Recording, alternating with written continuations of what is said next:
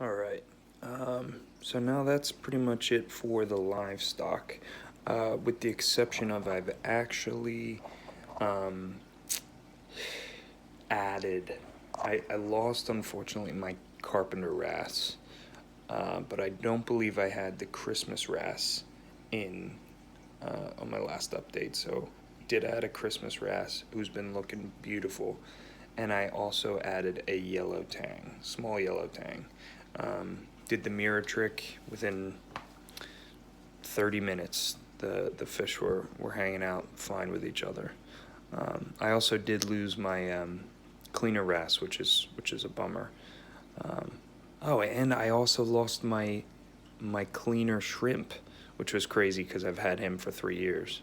Um, I think partly it could have been due to me with my phosphate reduction plan was to reduce food.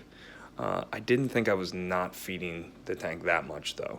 I may have went 2 days without feeding, maybe three, but I was feeding a little bit of flakes, some little bit of nori here and there.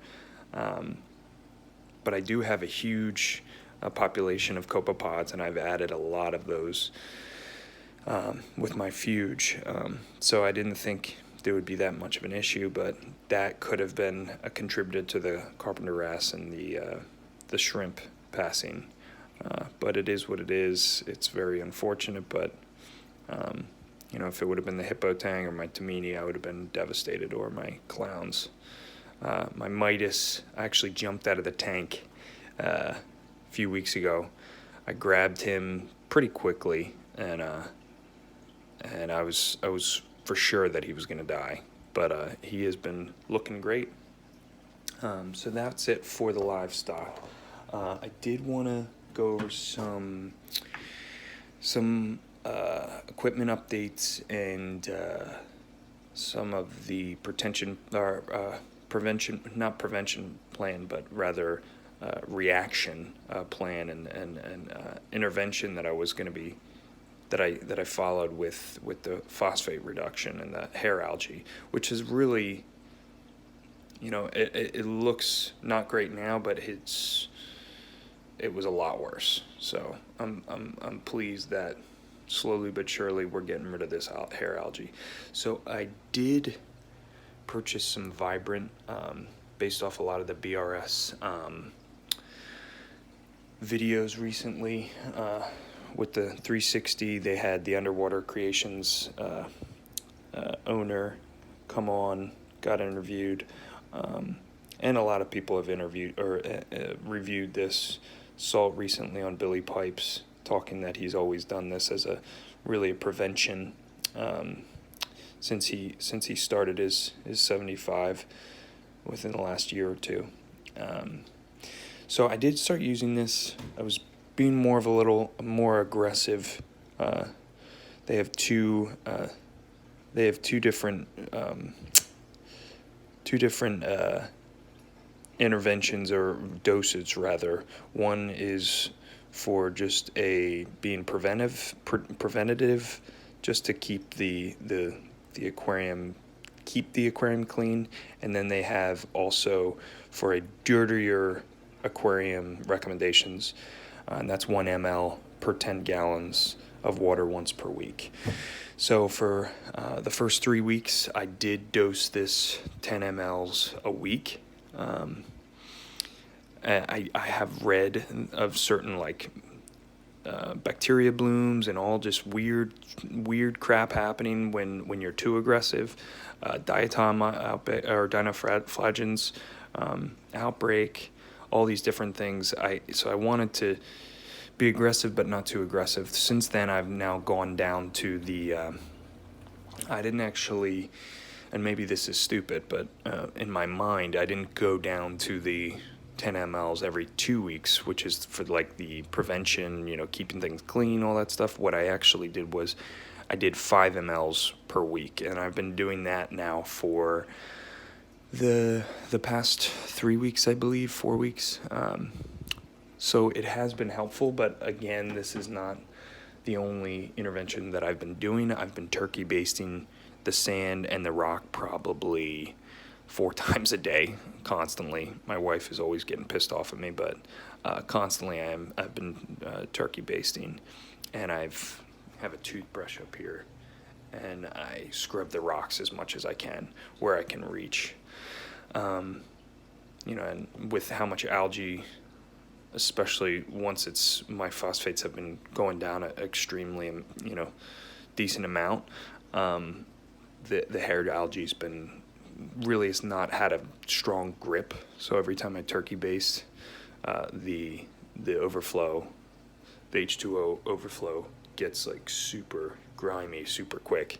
So I have to scrub that actually daily as well. So the only other things before I go under the cabinet, I purchased the Hanna checkers. I do think that half of my problem with the phosphates increase was due to my checking. So I've always been good with the alkalinity, and obviously I had an alkalinity spike at one point due to the phosphates being so high and the algae taking over. The coral weren't intaking enough, or intaking the foundational elements as much, so naturally my alkalinity started to go higher because my dosing was continuing on the same rate as if the tank was intaking that alkalinity at the normal rate. But because my algae was so high, I think my corals kind of paused for a bit, so then alkalinity was continuing to go up. So I have gotten now the alkalinity tester, which I love. And my alkalinity has been really strongly, stable. I think in part because this is so damn easy to use, and I feel like it's more precise. I feel like it takes the human error out of it a little bit more for me. And then I did get the phosphate ULR, the ultra low rating. I think that's what it is. I don't know, something like that. But super good. This has little pouches, which I don't like that much, but I do feel like makes me feel like I have more peace of mind, because I had the Red Sea, and I just did not. There's too much response effort in it, and I think that also led to me having a little bit more human error. So this has been incredible. At one point, maybe I'll do tests and record the tests, me doing the tests. So yes, I do love this. And yeah, now what I've added since my last update, I have added the Apex EL. So the EL is really all I needed. I did have the normal full package. I bought on eBay at one point, and when I broke down my previous tank, I pretty much sold everything, including that Apex. I was having connecting issues as well. I don't know if it was because I bought it secondhand or what, but this has been super easy, plug and play, so easy. The only thing I don't have is the salinity and the ORP, and the salinity, ORP, and there's another one that I'm missing. I have the pH and the temp. No, it's just salinity and ORP, and then a couple other ports I'm missing, but love it, does the job. It's great because at one point I will want to add the Trident. I can add dosers if I wanted to, the dose, but although I do really like the reviews and everything, I'm looking for the Versa with the Ecotech, because I do have a lot of Ecotech gear, and I feel like it would just be nicer to have all that. But I love it. It's good. Slowly moved everything over, and now I have all my major controls that I want on the interface of the Fusion. I also added a Nyos Torq just running carbon in there. I do really like that. I did previously, if you saw my previous video, I had the aqua something as a carbon reactor, or running carbon through the reactor, and I liked it, but it started to leak, and I feel like some of it was due to how I plumbed it in, and it just was too messy in the tank. Now I have all that extra space. At one point, when I get the Trident, I feel like that'll fit really beautifully because I can scoot this sump a little further back in, so I think that'll give me plenty of space. So I still have my Nyos skimmer. That skimmer cup is about a day full of skimmate. So I love that thing. That thing is incredible. Have my Fuge. I do have a decent amount of hair algae in my Fuge, and I think, I've been reading a bunch about that. I don't want it to outcompete the Chaeto, so what I'm going to do is continue trying to pull out the hair algae as much as I can. And then I got a mini reactor, BRS mini reactor. I have been running GFO in that. I don't want to rely on the GFO too much. So once the algae's figured out, I kind of want to wean off the GFO as quick as I can. At this point, my media has binded up because the sponge got moved in the reactor, so it's not really tumbling, so it's probably not doing much anyway. But I don't want to be running that. I don't want to be relying on that. I want my nutrients export to be mainly through the refugium. But I think, and I never ran GFO previously, I think, again, this is all due to my lack of experience with not using live rock. I think it's been a major learning experience. Let's look at my doser up there, my Jabo. I do want to invest into the Versa when that comes out. I am considering mounting it up here. I've been back and forth with maybe I'll get a dose. Between the Versa and the dose, I could mount those on the aquarium door stand.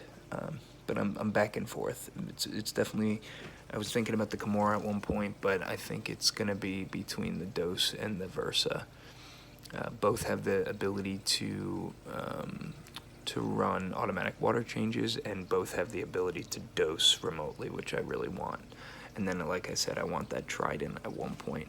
Still got the battery backup, love that. That has come in handy, actually, a couple times. Still have my heater element, that is kind of that contingency backup plan, just so I can have that audible. I like to have backup plans just in case my Apex